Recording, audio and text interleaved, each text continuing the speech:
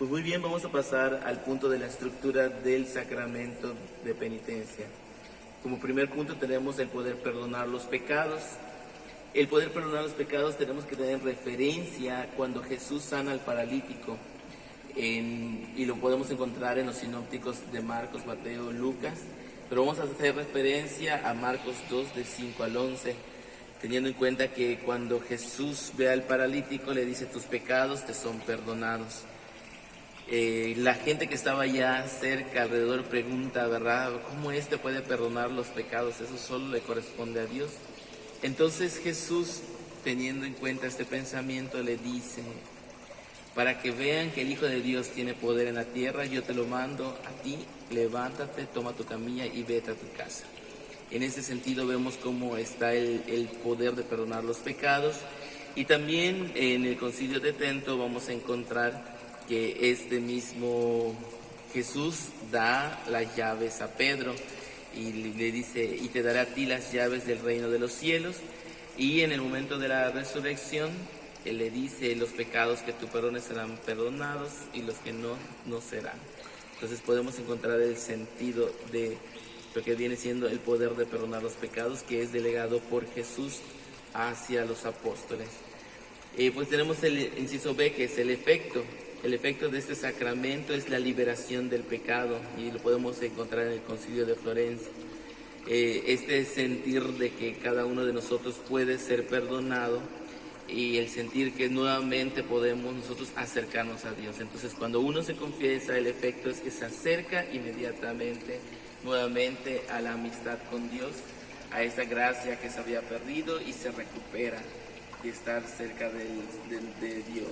Entonces el efecto consta de eso, de tener la cercanía de Dios. Tenemos que esta confesión, pues el inciso C, solo puede realizarlo un ministro, el ministro, es decir, el confesor. Desde el punto de vista jurídico, este sacramento no lo pueden realizar todos los miembros de la Iglesia, solamente aquellos que son admitidos, ¿verdad?, que son calificados para realizar este sacramento. Y también que este tiene que tener la autorización y tiene que para poder realizar el sacramento. Tenemos la contrición, que cada uno de nosotros podemos realizar. Entonces, sin lamento por el pecado no hay perdón. Uno tiene que sentir la culpa, tiene que sentir el dolor, el duelo de lo que está viviendo, que lo alejó de Dios, que lo alejó de su prójimo, más que nada de su hermano, del que está cerca. Y entonces el querer acercarse nuevamente es lo que va a llevarle a tener esta constricción y atrición, de poder querer cambiar y poder acercarse al que lo necesita. Como inciso C tenemos la confesión. Cada uno debe de confesar lo que está viviendo, lo que ha vivido. Tiene que admitir los pecados propios cometidos delante de un sacerdote debidamente autorizado, con el propósito de obtener el perdón a través del poder de las llaves que se les ha conferido a estos hermanos sacerdotes. Y tenemos que recordar que dentro de la confesión que nosotros realizamos, es decir todo, no podemos omitir algún pecado o decir algo, sino que uno tiene que decir todos aquellos actos cometidos. Dentro de los pecados que deben ser confesados, ¿verdad?, pues tenemos algunos que son pecados pequeños o pecados graves, como dicen muchos, y otros que pues se realizan sin que uno se dé cuenta. Pero en el momento de analizar su vida, puede darse cuenta que él ha ofendido al hermano y decirlo. Tenemos el sentido de la satisfacción, tal como fuera establecido más la absolución dada por el sacerdote a un penitente que confiesa sus pecados con las disposiciones apropiadas, remite tanto la culpa como el castigo eterno.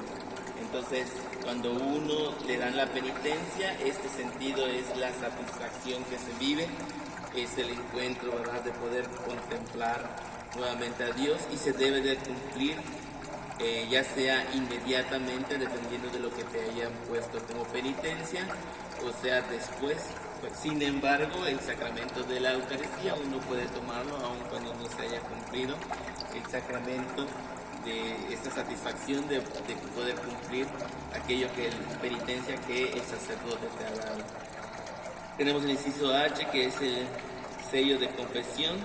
En este punto es el sigilo que tiene que guardar el sacerdote, del cual no debe de contar ni comentar nada de lo que ha ocurrido, de lo que le han dicho, sino que tiene que guardar este silencio. Es algo de confesión, y en el momento de que él realice,